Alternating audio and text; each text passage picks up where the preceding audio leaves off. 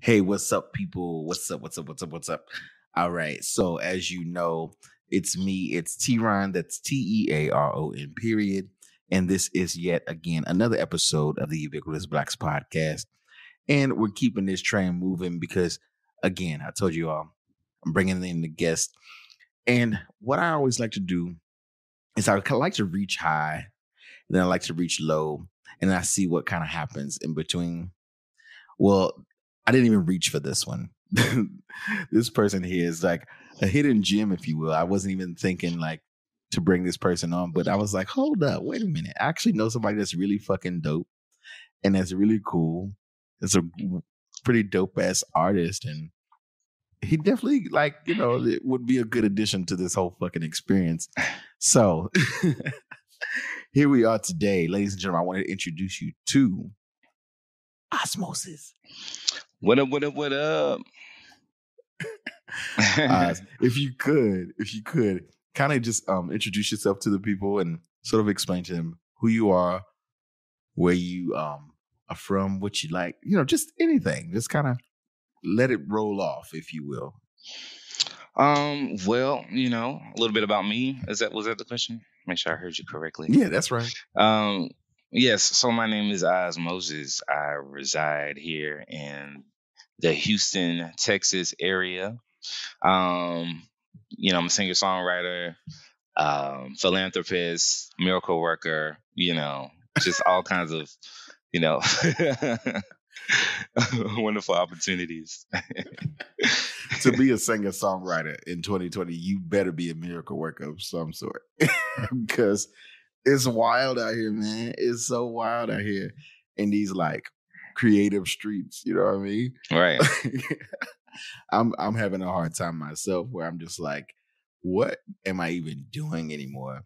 And I guess really the answer to that would be, I guess I'm doing this podcast. Okay, here we are. This is where it's landed. This is what it is, right? Let's talk about the music for a bit.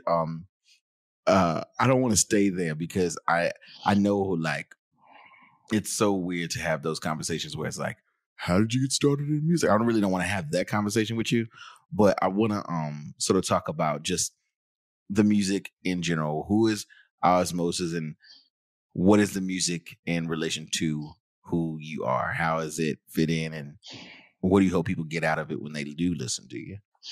No, really, when they seriously, as far as like my music, I'm an R&B dude, to the core. So, I'm always here for R&B music mainly. That's, just pretty much the realm I sit in. So, anything dealing with love, of course, anything dealing with, problems, not just relationship issues, but, when they listen to my music, I'm always focused on trying to, make an impact. I know growing up as a listener and as a fan of music, my main goal was to, I would listen to certain artists and certain content and just be inspired, and it's really to a point now, 2020, I don't know if there's much inspiration in the music, but at least with my music is, it's not just to be a bop per se. I do want to make bops and I do want to always have something that feels good, but then I also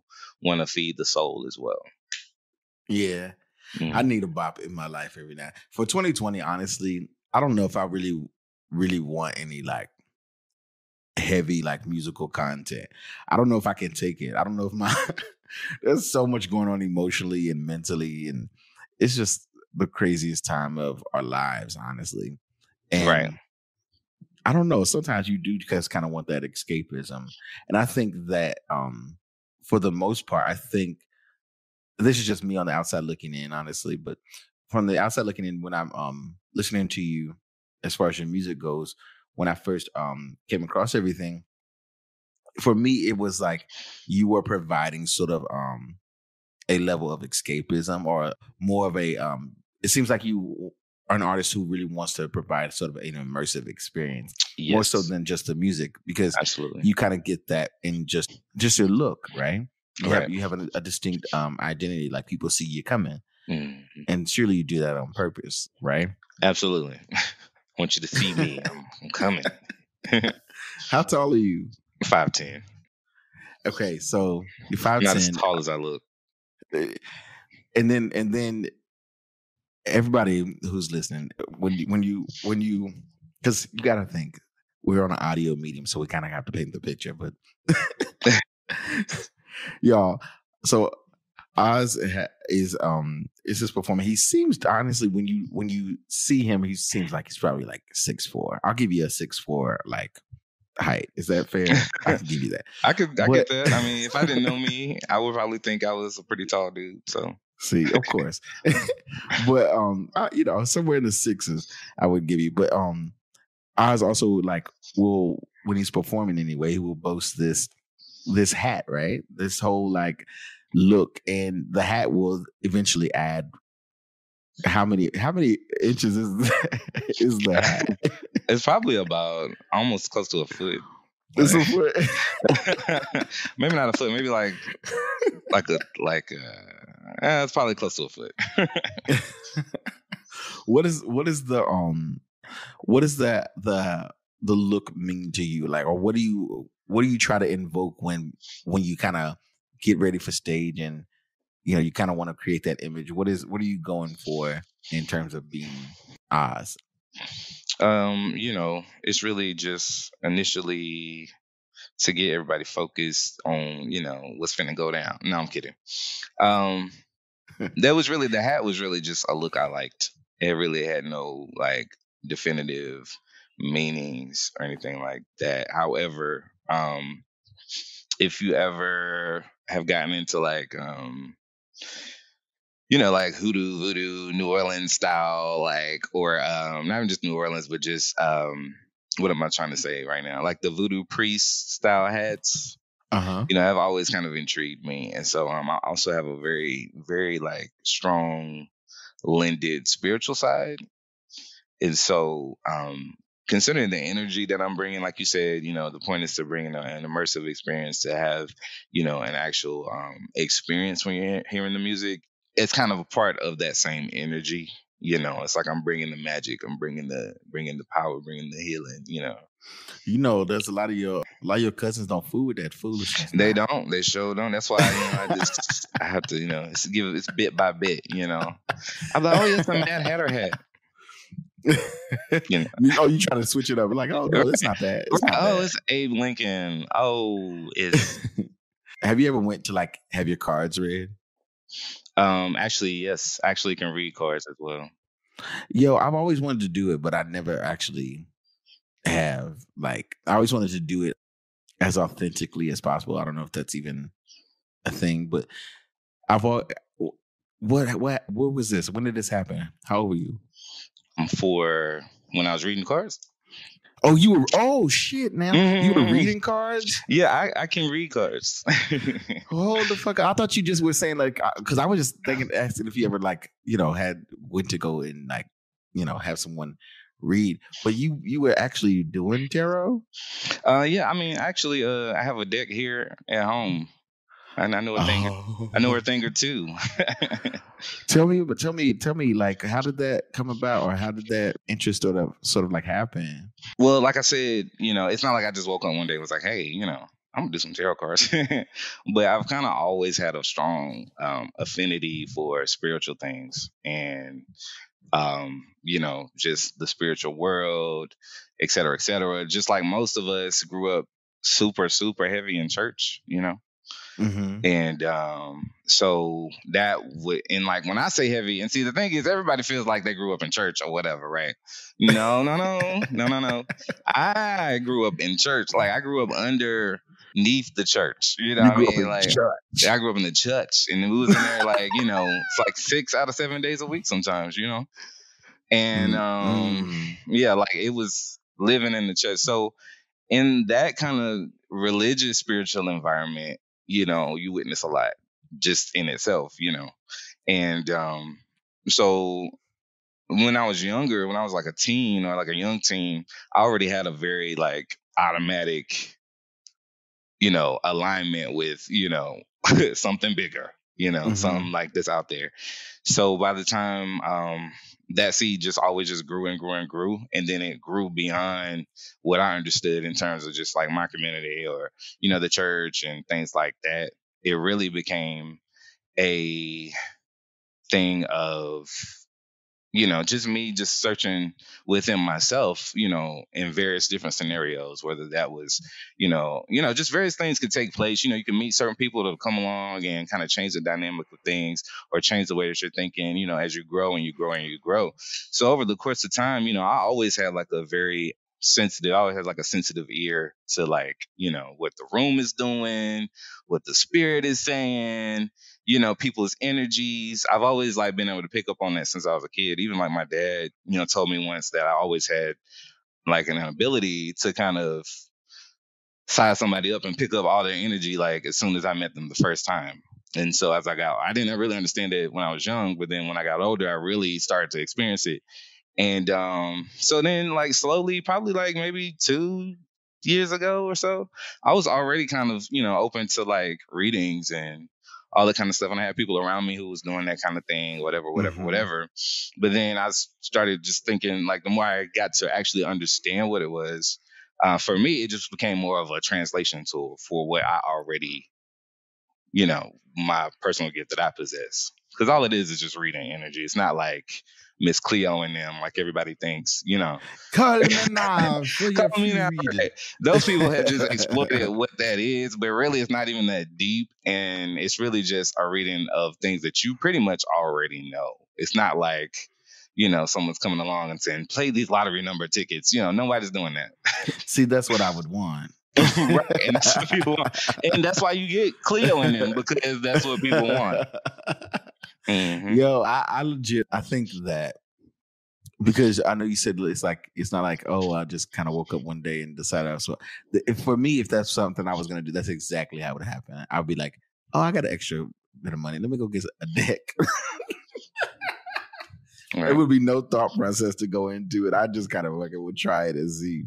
But also, like I've been online and I've like looked at these like different cards, and the art on the like fucking decks are so fucking cool. There's so many like cool little creations and shit out there. So just that alone would have me just being like, you let me read your card just so I could like show off my deck.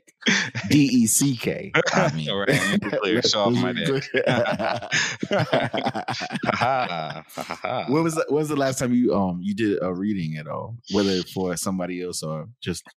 I did one for myself earlier this week, actually. Just to kind of only, and that's really just kind of like on a coincidence because I hadn't even like done any readings in a while.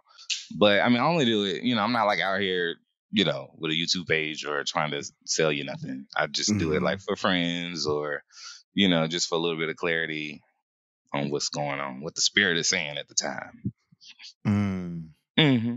See, a lot of people just ain't fooling with that bullshit, man. Right. You better stop. You're gonna curse yourself or something. You ain't supposed to play with that voodoo now.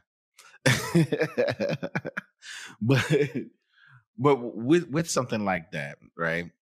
So I think what it does is it just adds another layer to how you present. You know what I mean? For people to know that's or people may not know that straight away, or they may not get that from you straight away.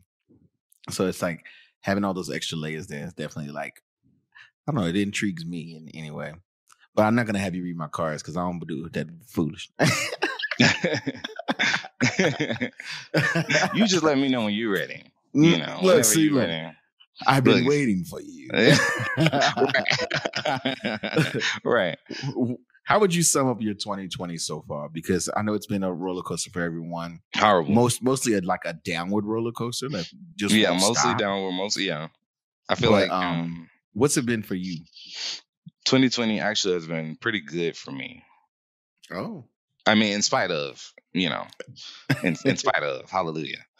It's been actually pretty good. I've had a lot of opportunities open up, even though some things were kind of like held back a little bit. There was a lot of delays and, I had to like move around on some stuff. But ultimately, I mean, I feel like this year has given us the opportunity to sit down somewhere, Yeah. And And a lot of us, we were busy in 2019, and so busy to the point where we didn't have time for things. We didn't have time for family. We didn't have time for ourselves. We didn't have time for health. We didn't have time for, bettering, educating ourselves. And so I really think that's the ultimate walk away or takeaway from 2020. It's been a pretty sucky year at large, but at the same time, a lot of good has come from it that I think is going to propel things to another place, hopefully next year or whatever. I don't know. What about you? How do you feel about it? Man, listen, I'm just ugh. You ever just ugh? Right. That's where I'm at with it. I legit, I don't know. I feel like I just kind of been honestly just kind of like suffering through the whole year. Not gonna lie. And I legit was talking to a friend of mine, and I wouldn't even say a friend, just really somebody I'm like cool with or whatever, because we're not that close. And that's probably why I was able to have this conversation with them, is because we're not that close. So I really have to really worry about how they think about it. Right. We were talking about just like having these bouts of like deep depression, right? And I think that there was a good chunk of the year that really, really like fucked me up. And I don't know exactly when it came. I don't know if it's even gone, but I know that there was a time where I was like, hold up, this is not how this should be going. This is not what I should be doing right now. Right. And then you get hit with that thought, and then you get hit with the other thing where it's like, well, shit, there's nothing I can do. Right? You feel fucking helpless. So it's like, you feel entrapped in this whole fucking year, this whole fucking thing, or this new way of living. Because I don't think that shit is gonna change anytime soon. Some people are really hopeful, as if things will like set to a time, like it'll be a happy new year and then it's over with. No. So I just don't see it like that. I just feel like it's really us having to learn to adapt to a new way of existing that we never had before. And you'll see, like, I guarantee you'll see like kids that grow up that are being conceived now because everybody's on lockdown. I've never seen so many pregnant people in my life. Okay, everywhere. But you'll see those kids that are being like, produced at this time, that when they grow up, that there will be certain things that are happening right now that are completely normal for them. You even see that with kids, like, with certain technology, right? Mm-hmm. You have a kid where they'd be like 1 or 2 years old and they know how to work your phone. You know what I mean? Right. And so I seen a kid the other day when I was at the grocery store, and there's a lot of parents out there who are using their kids as like scapegoats, or blaming their kids as to why they don't feel like they need to wear a mask or whatever. But I seen this kid the other day, and he couldn't have been not even like no more than 3, and he was just walking and holding his dad's hand with his little mask on. It was the cutest shit ever. I think his mask had like little dinosaurs or something on it. But it was cute, and he wasn't like playing with it. It wasn't a whole fucking thing.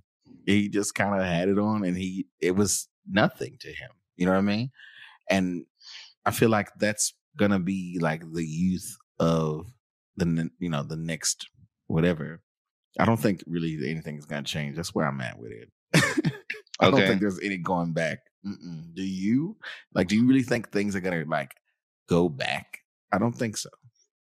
We're definitely not gonna go back. There's no turning back from this point, You just cope. You just fucking learn how to like. Yeah, we're definitely at like the world is at like a time where we had no option. Like, this is an time of evolution, like regardless if you want it or not, Ooh, that might be the case, huh? Yeah, it's just like inevitable change that everybody's, and nobody has an option. The whole world. That's scary.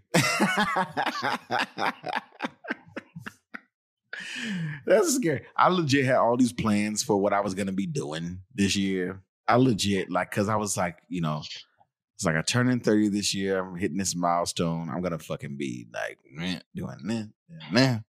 I just knew I was gonna be hitting it. You know what I mean? Mm-hmm. Just thinking about it now. Like, what was I doing this time last year? What is this? I don't even think I was in the country at this time last year. Like, and look at me now, just sitting here, just dusty, hair just matted. It's not good. It's not a good experience. Aside from that, I mean, you have done, things still creatively, or you've managed to still, create things throughout the year. So you did release, what would you call it? Would you say album or would you say mixtape? How are you referring to it? So I, I'm kind of EP? working 2 projects. Yeah, so I got an album and an EP. So this particular one, the one you referred to, is the EP, extended play. Okay. So you did drop the EP then. So Right. Expressions happened. Mm-hmm. Did you create all of that this year, or like had you been like working on that rolling into the new year? Let me think. So on the EP is about like 10 tracks. Even it's 7 tracks, but it's like 10 songs. You've heard the album, so some of the songs are not Yeah. even like whole songs. They're like a minute, 2 minutes. And so so that to say, um there's only really 3 full songs on there. There's an intro and then like 3 full songs, and then in the midst of those 3 full songs are like snippets of small songs that I never finished, or they're not like by standard a full song. So anyway, Right. so 2 of those full songs I actually had already recorded in 2019 sometime when I was working on my last project and album, Frequency Music. And so when I did that, of course, when you're working on an album, you have a lot of just extra tracks. So those 2 songs, Balance and One More Time, which are on Expressions, they actually were kind of already in the bucket. But then once I kind of got a grasp on like how I wanted to approach this project, it was really just a matter of, working towards it. And then I included those songs. So I've been working on it as early as last year. Okay. See, I didn't know if it was like, because usually albums are, a longer process than people really know. Mm. Like I know some people who have like been around musically where they honestly will be with a project for like 3 or 4 years, whereas the public only like, gets the project and it's promoted and whatever for like a whole year or whatever. You know what I mean? Mm. But they probably been with that project for so long where it's like and that's how, like when people are, there's like certain artists that will like put out an album and then you'll be like listening to that and it's still new to you, but all of a sudden like the next thing comes out. It's like, Right. damn, I just that. It's because they was already done. They were over it. They finished that shit a while ago. Right. That's usually how it always goes down. It's usually always, like old shit that's already been recorded. But I mean, the thing about it is it's like always a time as well. Because, music it reflects the times, and sometimes it's just better to, sometimes you might do something and be like, oh, that sounds, too dated. Or then you might do something that it's not even like, it sounds good, but it doesn't match, I don't know. I can't speak for every artist. I just know that, I grew up on a lot of 90s artists. And so I grew up, on that, in that mind frame of like putting out a body of work. Yeah. So I feel like a good body of work is going to have, cohesiveness, and gonna have everything's gonna kind of go together. So usually that's why I go for when I'm creating a project. So I might have done a project with the intention of having one particular song on the album, and by the time I done did the whole album, the song doesn't fit the album. Yeah. So then, And it's a better, like more so like process of elimination at that point. It's like, right. okay, what am I And it's saying like, here I don't like. collectively? It's not like I don't like the song, or not that the song's not hot, but it may not be ready, or it just doesn't fit for this release. But you know what? And that's the thing. Like, we're in like the singles era. So like you like a good like collective album is so hard to come by. That when they happen and they are pushed, then those things become like these masterpieces, if you will. But that's because like they're so far and few in between because everybody's putting out these singles. Right. Everybody's putting out what's hot at the time or what's like trending at the time, and then they go on to the next single. So, people ain't really been putting together like collective bodies of work. Mm-hmm. And I'm just like, come on, like, where is the albums? Or they put together an album that just sounds like a bunch of singles. Like, this ain't even right. I think it's more of that than anything. Yeah, like, come on. Like, this don't even make sense. Yeah. What are you talking about on this album? Like, this is just tracks that you had stored. Get the fuck. Ahz, when are you gonna break down and like finally cry? Wow. If you haven't done that by now in 2020, it's coming. Okay. But when are you gonna like finally like do a little virtual performance? Or I don't even know why people are calling it virtual, but you were literally record a performance. You were like the third or fourth person this week who just said that, and I'm definitely trying to figure it out. You should, because I don't know. I think that it just. I just don't want a Teddy Riley situation. You say what? I'm trying to avoid a Teddy Riley situation. That's my ultimate issue. Here's the thing about the Teddy Riley situation. It was just the Wi-Fi. Okay, and if all it was, all you needed to do was up that Wi-Fi. You know what I didn't understand? And for those of you who don't know what we're referencing, Teddy Riley is a musician.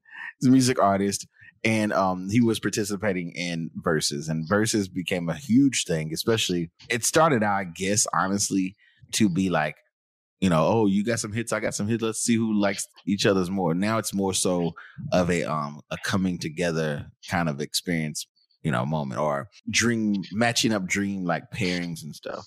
But anyways, like Teddy Riley as a music artist, some hits. Well, that's what you said. We actually started talking about that one time, and I disagreed. Yeah, some hits, but he was having a bunch of technical difficulties trying to do this virtual stuff, and I think that all could have been avoided if they just like pre-recorded everything. Yeah, well, it kind of takes away. It's supposed to be a live experience. It's just really what happened was Teddy did too much. What it should have been was it should have been a simple. Didn't he have like a big ass TV screen behind him and shit? No, he had a hype man. He had a sound system. He was kind of like on the turntables. He was trying to put on a show. Yeah, he was trying to put on a show, and that's not what it was asking for. All we asked for was for you to sit somewhere and play the damn songs from an audio program somewhere. You know what? I wish that's what it was. I wish that Versus that's what it was supposed to have been. Performances, but I guess they realized like the logistics didn't quite match with everything that was going on. That was like, well, never mind. We're just gonna play the tracks. That was actually the premise. It's always been just like because Versus, if for those that don't know, is the platform started between Timbaland and Swiss Beats. And so basically, Swiss Beats is a legendary producer. Timbaland is a legendary producer. And they I know. When I said it, I knew it was coming. But they both of them have extended repertoire. So they one day would be on Instagram and kind of, because I follow Timbaland, and they kind of just both just go back and forth. I'm not gonna do you. They both were just going back and forth on like hits and stuff. And I think even beyond the hits, they would also do like sessions where they would be making the beats right then and there. So that's the actual true premise of the battle or the versus. They would like make beats and like compete against each other or like play hits for hit, with one another. And then slowly they started, featuring other people to do the same thing. So then they broke out. Who was the first one they did? I can't remember. They've done so many now. There's some that a lot of people forgot about, honestly. Right. And so now it's evolved into, artists, because it was rappers, I think, at one point, and then it, they started bringing in the R&B lately. They started with the producers, they went over to some rappers, then it's been kind of just like anybody that's relevant to, the culture. And it just kind of grew into this other thing. I honestly, nobody cared. Okay, let me not say that. Nobody really was aware of verses until I think maybe probably the Jill and Erica thing happened, and then that's when I think people really like Well, I started think paying more attention. there was a certain demographic that started paying attention. Yeah, like more general population. Yeah, population. What the fuck did I just say? Population. General population. You know what the fuck I mean? Well, I got you. But like I don't know. I'm just like I don't know. I really wish it was live performances, but more so I wish that like I feel like hasn't been one in like a week or two, if I'm not mistaken. Like it hasn't. Is that right? Yeah, they haven't. I mean, it's not like they do it every week. I just kind of do it, whenever. At least once a month, right? It was happening. It's pretty much been the frequency, but I don't think it's been on purpose. I just think whenever they can get it out. Oh, whenever they can get people.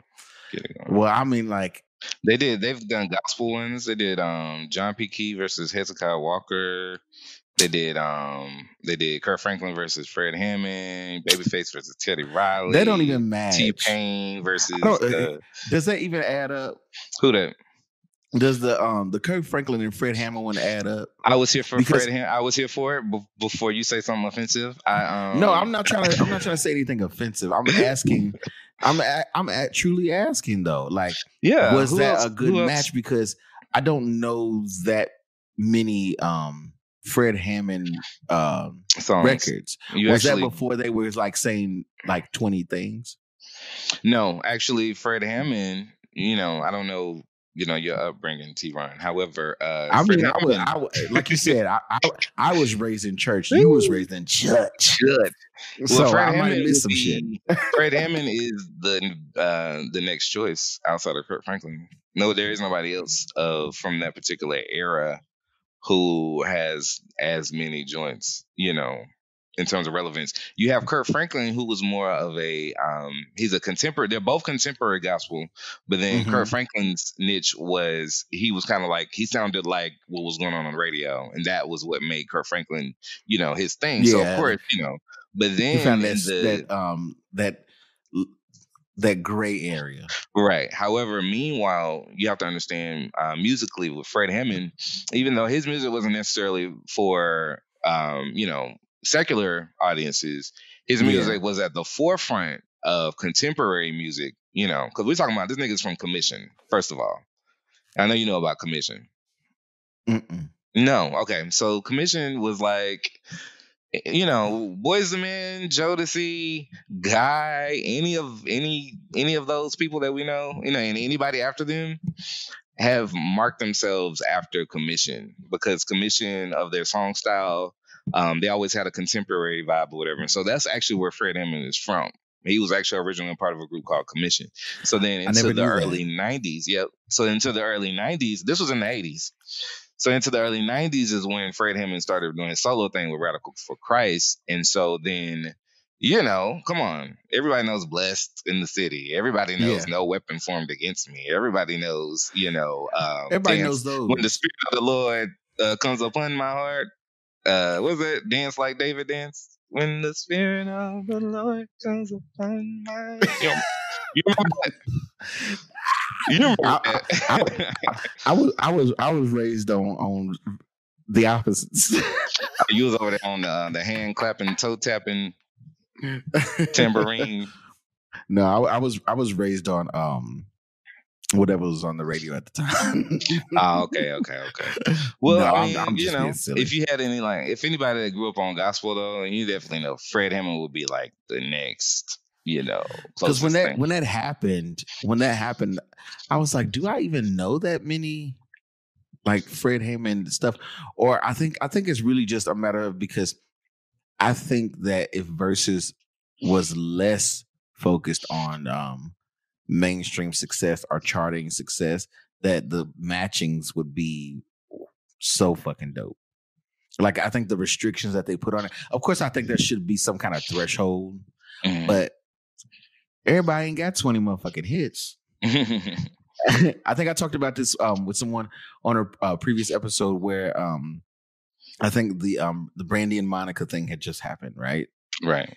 And of course, that kind of put everything over because everybody, that was so many years in the making. Just them two have always sort of been put against each other, whether they wanted it to happen or not. But I was like, everybody ain't got 20 hits. If you take that down to just 10, you could have so many more like matches. And then there's certain people who got way too many hits that just you can't even put them on that kind of fucking platform. You know what I mean? Mm-hmm. Like, ain't gonna happen. Like who if you could have a dream pairing, it doesn't have to be any specific genre or anything, but if you could have a dream pairing without the 20 for 20 thing, who would you kind of throw up there? Who's somebody you would want to see play out their hits? It's probably a bunch of people, but you can pick two. Right. And they have to have 20 each because no. I said without having 20 each because everybody don't have that.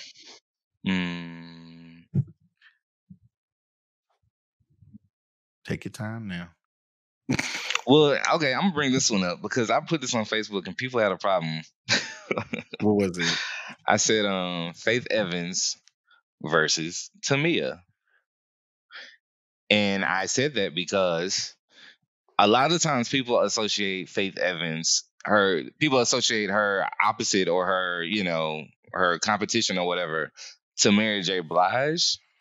But that was then made in Mary's image likeness. Right. Maybe at that time, yeah. And for that moment, yeah, maybe for a few years, yeah. But Mary went into another stratosphere, Yeah. And like there's so many fucking Mary J. Blige songs that I like till this day. I remember just like maybe like 2 years ago or somewhere, I was just riding in the car and on the Houston radio, I guess they were tributing Mary J. Blige or something that morning or something to where they were just playing all her shit.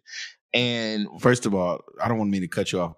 Listen, I don't like when the people on the radio do that because sometimes it's somebody's birthday and stuff. Yeah, but don't play somebody's too many other hits back to back on public air because we think they died.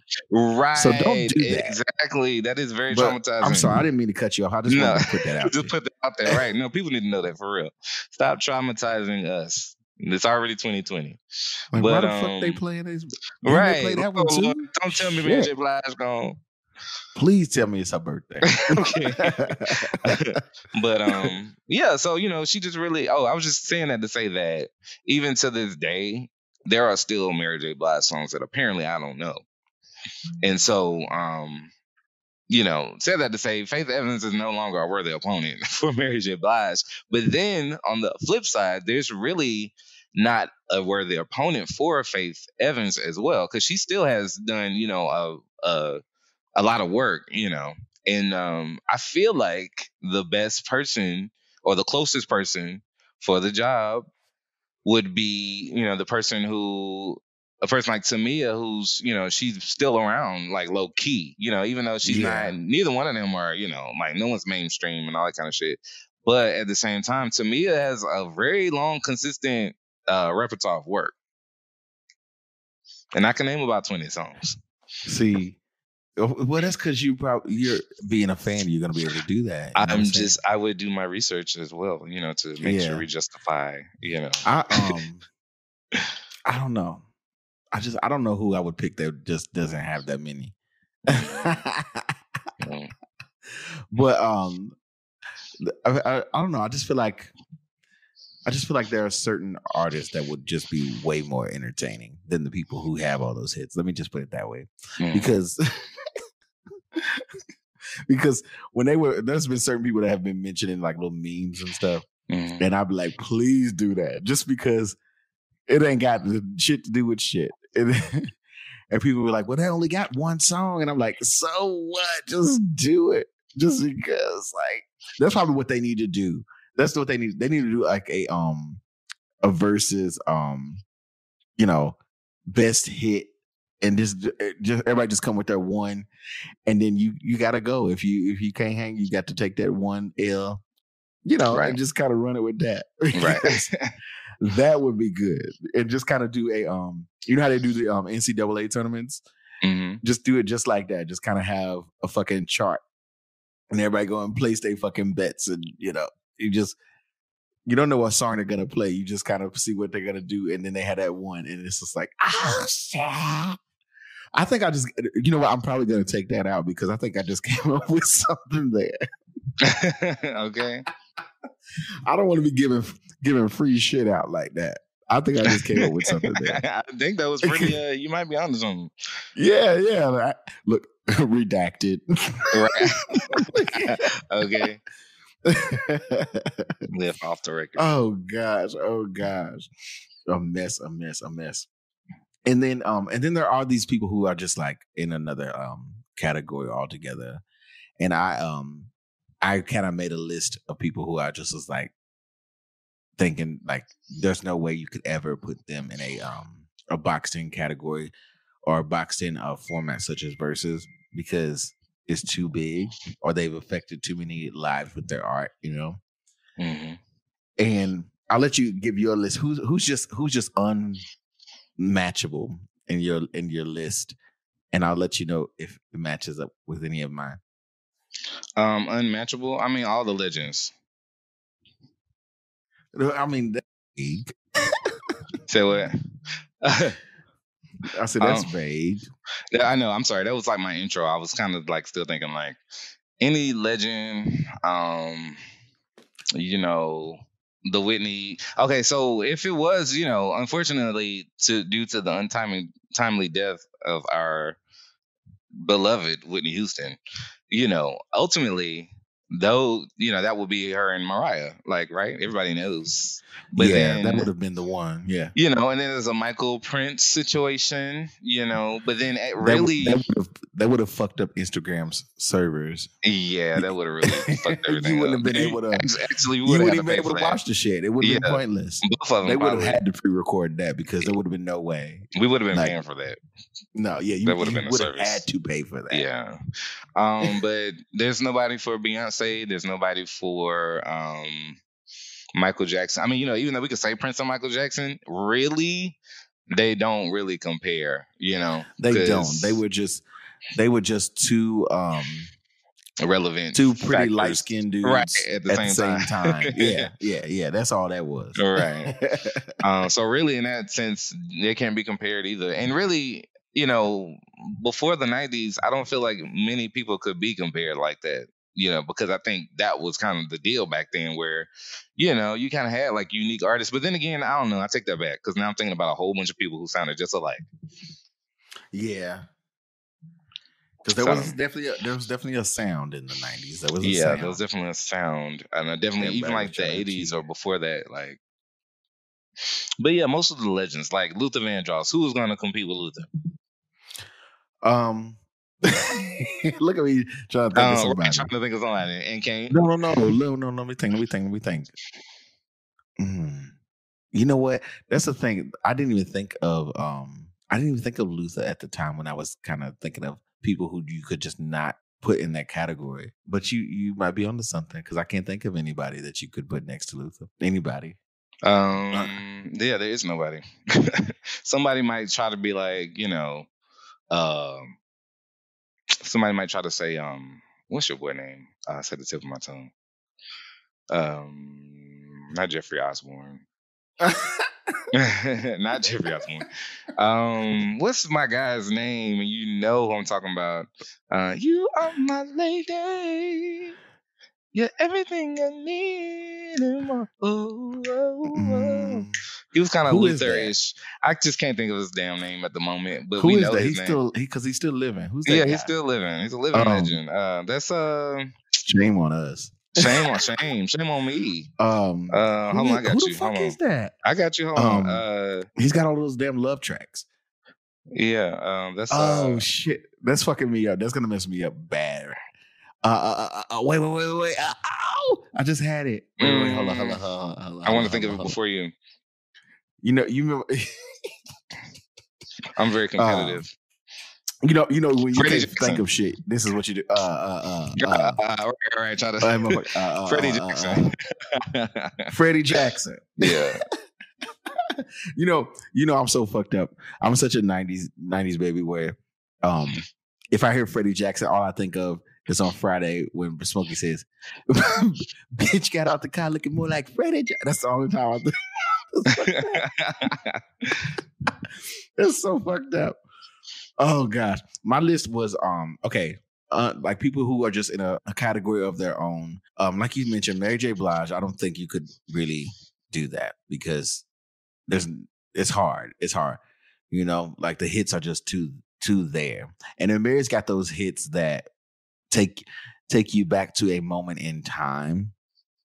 So like when you hear a Mary J. Blige song, you think of I don't know, maybe I'm speaking for myself, but you think of a very specific time in your like upbringing. Like you can hear a Mary J. Blige song, you think of, I remember, in 95, we was so, there's that. And then let's see. Stevie Wonder. You just can't. How? Who? I don't see it. And then who else was on my list? Who did we say? Mariah Carey? Did we say that? We said Mariah, but we kind of already knew like who her compared to. Because since Whitney's gone, there is no compare. Yeah, and since Whitney is gone, she can't be compared. Yeah. And then Janet Jackson, I don't think you could do because it's too many there. And then there's some people who, like you said, they're just passed on and they're just not with us anymore. So of course you can't do it then. But a lot of those people we went through, you just can't. So the platform has to like, I don't know, there needs to be like an alternative option to make us happy. Just you and I. It doesn't matter if anybody else watches it. It's just what I need to see in my life, what I need to experience, Okay. What are your plans for your music going forward? Like, how do you plan to tackle it? I know you said you have another thing that you are working on beyond the EP. How do you plan to take the rest of this year, this election year, this crazy year, and kind of wrapping it up and putting it in your talent and making some good vibrations out of it?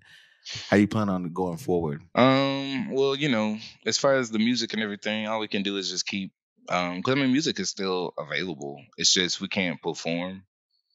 Yeah. So if you're somebody like me who, I enjoy recording just as much as I enjoy performing. Although I enjoy performing a whole lot. In the meantime, let me see if I can get that virtual shit going, I'm just saying, when did you last prior to this year, when did you last perform? Or actually just when was the most recent time you were able to actually perform in front of an audience? Shit. My last live show was in January. In January? Yeah. Does it feel like it was a long time ago? Absolutely. It feels like it was last year. Like, not a long time ago, but yeah. It's a lot has happened since that particular time, Yeah. I'm trying to think. Did I do anything in February? I feel like I had something in February, but I just can't like remember what I did. Apparently it wasn't important. Oh, you're just so booked that it all runs together. I ain't been booked all this time.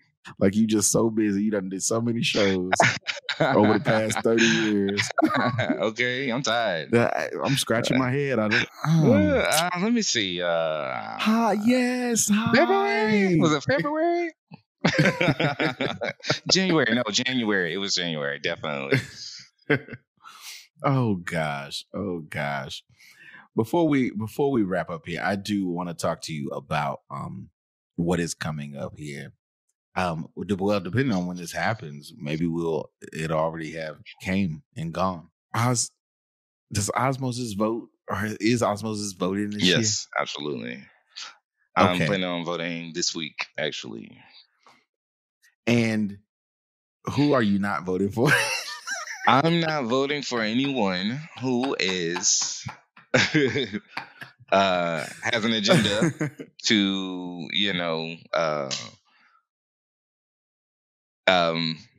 take away the rights of, minority Black and brown people. Anybody who is not, for the forward movement of healthcare, for the forward movement of immigration, for the forward movement of pro-choice, all of that shit. If you are not that person, I am not voting for that person, and I'm just gonna leave that person nameless. But I think Damn you that. might. I'm not voting. I'm scared. You you were supposed to have the and leave. Then leave. Then leave. Then leave. That's the kind of song you gotta make. Yeah, apparently, that's all I have. You gotta say something, then leave, then leave, something, then leave. I don't know all the words, but I know that rhythm. Less words, more bops. Okay, that's all we need. Popcorn, so popcorn, so popcorn, sad. popcorn. Need that popcorn, butter, popcorn, Hey, popcorn, popcorn, popcorn. Need that popcorn, butter, popcorn. Come on. see, that works. That works because I was over here actually just I was bopping my head. Ain't that some bullshit? Exactly. That's all you gotta do. Shoestring, Popcorn. shoestring, shoestring. Tie him up. Hey, Shoestring. hey, hey, hey, hey. I don't tie my shoestrings. Right. No. I'm a No. shoestrings. I don't shut up. Shoot. I don't want to fall. Then you make the bunny ears. Right. Put him to the hole. Okay. Don't fuck with us. Be out here doing that new shit. Do a new genre. Start a new group. Scrambled eggs. Scrambled eggs. Scramble them. Scramble them. Scramble them. Scrambled eggs. Scrambled eggs. Scrambled eggs. Scrambled eggs. Beat it. Beat it. Beat it. Beat it. Beat it. Beat it. Okay. Yo, I think we should be nominated for something after that. At this point, I mean, that's like what, 4 songs, 4 jams. Oh shit! Yeah, we just made several singles. Yeah, several singles. Come on, I don't know if y'all was paying attention in the beginning of the conversation, but we already ahead of the game. We're already with the new. All we need is a couple of visuals to go with those singles. We're good. And I could actually envision what the scrambled eggs one would look like. Jesus, oh gosh. Okay, Ahz, I'm not gonna keep you for too long. I'm not gonna keep you for too long. Well, definitely thanks for having me, buddy. Because we'll go on a tangent and we'll end up somewhere, and I don't know if we'll ever make it back. And we will. Because I could just I can make up a few songs just for no reason. Right, and just keep going. Because this is just a regular phone conversation, really. It really is. It really is just us chilling and vibing. Nothing too crazy. And that's honestly where I'm at this point in the year. I'm not I need to get over this November hump first.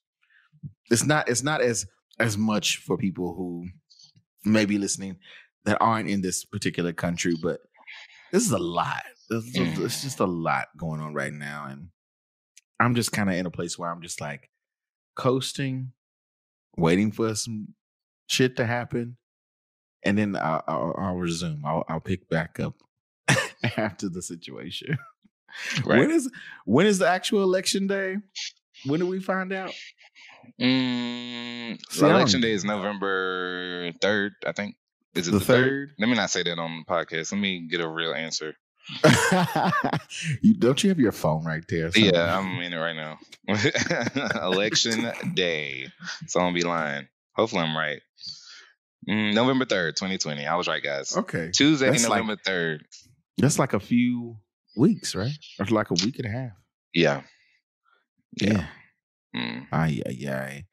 Well, if you are listening to this and you can hear this and you are in the US of A, if you are registered to vote, make sure you get out and do that. Make your voice heard. And if you are hearing this after the election, I'm gonna predict something here. You can maybe find out later, Ahz, if this is in the cards. Okay. And if you are, I just want to say, I'm so glad that we finally got Trump out of office. Amen. I didn't want to be the one to say, but we ain't got him out yet. We have to keep him out. That's the part. I'm just speaking it into existence at this time. Okay, I'm recording this ahead of time, and if you hear this after the fact, I still November mean 4th that terms. Right, you speaking in terms of November 4th. Got it. Yeah. Gotcha. So If you're listening to this on November 5th, we did it. We did it, y'all. You don't have to cry no more. So we've come to the end. I won't keep you. I keep saying it, but I won't keep you any longer. All right, buddy. If you can, tell the people where they can find you, where they can learn more about your art, your music, or where they can come to have you read their cards. That's a different line of business. No, so my music's everywhere. That's Ahz Moses, AHZ, second word Moses, and my music's everywhere. Spotify, Tidal, Apple Music, anywhere where music's played. Definitely get into it. I'm also on all social media platforms: Instagram, Facebook, Twitter, all that good stuff. So definitely follow me. Definitely check out the vibes and see what a little indie dude is doing at the moment. Yeah, and definitely support those indie artists, especially now. We got to be supporting our artists and helping them keep afloat. Yeah. Help me stay afloat too. Help them. And I'm really insane. Okay, help us. But as you know, this has been the Ubiquitous Box Podcast. If you are listening to this and you are on, let's say you're on Apple, right? If you're on Apple, guess what you can do? You can actually scroll through. You can go ahead and leave a review. Now, if you are leaving a review, what I always want to encourage you is to leave a 5-star review and a rating. And if you do, I'll read it on the show. Now, here's the thing. If you don't want to leave a 5-star review, anything beyond or below 5 stars, do me a favor, keep that shit to yourself. And if you want to reach out to us and have any questions, queries, or you just want to have something read on the podcast here, then you can always contact us, ubiquitousblacks@gmail.com as well. Whether you are Black in Connecticut or Black in Houston, remember this, yo. We are Black everywhere. All of us, all over them. You got to remember that. You got to remember that. Everywhere. And Ahz, honestly, not for nothing, mm-hmm. you are Blacker than a lot of us. I sure am. I'm blacker than black. Blacker than black. I'm black, y'all. I'm black, y'all. Baby, no. Let me correct you. Let me actually correct you. I'm more original than a lot of you. There you go. I fixed it. I gotta go. It was great talking to you. You be safe, okay? All right, buddy.